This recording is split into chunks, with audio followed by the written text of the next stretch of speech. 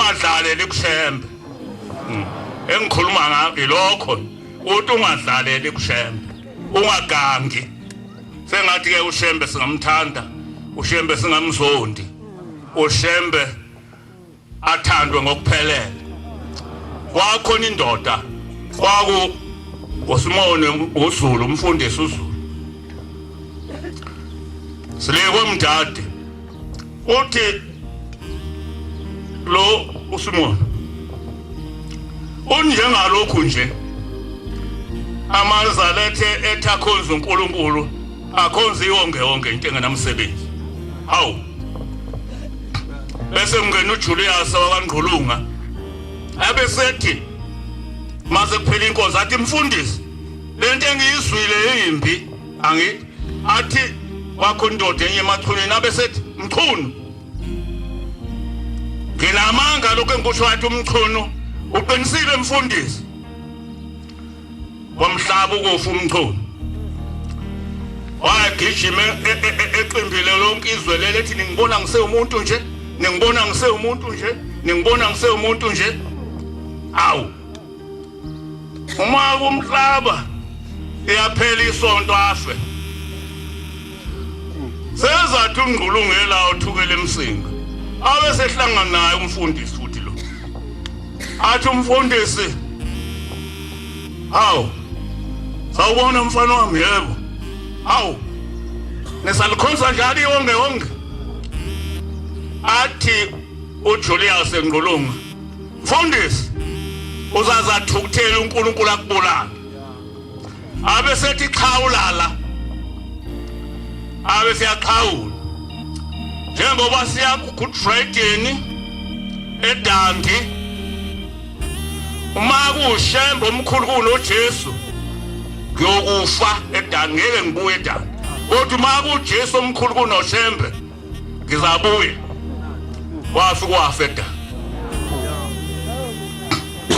uma eFedandi naye futhi abuye adlula aqonde kuphakameni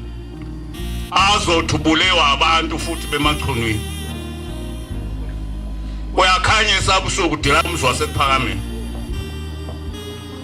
hawu lo muntu enambulala abantu bemachunwini ambulalela cha baba simbulalanga umuntu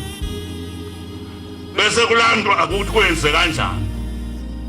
makulandwa ukuthi kwenze kanjani bese ethi hawu utwabulawa abantu bemachunwini lo muntu engani uyena wazibulala wayedelela uNkulunkulu uyena wazibulala ngelinye ilanga kwakhona indoda enye la kwelakithi kwakwe yakaMuweli isibongo insizwa ngempela kanti hayi uNkulunkulu wonke lokho akulutho yathi la ihlabele siyinsizwa zihashe zithi shembe dilike ezulwini awu wahamba umshumali wayekhona ngalesikhathi wathi mfana wami bathi akudlalelwe eThenefa dlalelwa lapha uma ungaxabani noshembe ungafuni ukuxabana noshembe hayi akhe insizwa maye ihlabela kwathi ngelinye ilanga ubhulu amabele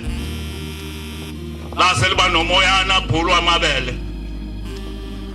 wahaya endlini lapha ehaya ingoma yakhe washiyo kwathi washembe dilike ezulwini hawu wanethi nje washiyo njalo lamshaya izulu lamthatha lamphonsa lapha phezulu kothango lwesibaya bathi lamphonsa lapha phansi labuyo kwesibili lashaya kwesibili lafuke lamvuthisa ikhanda lonke lavuka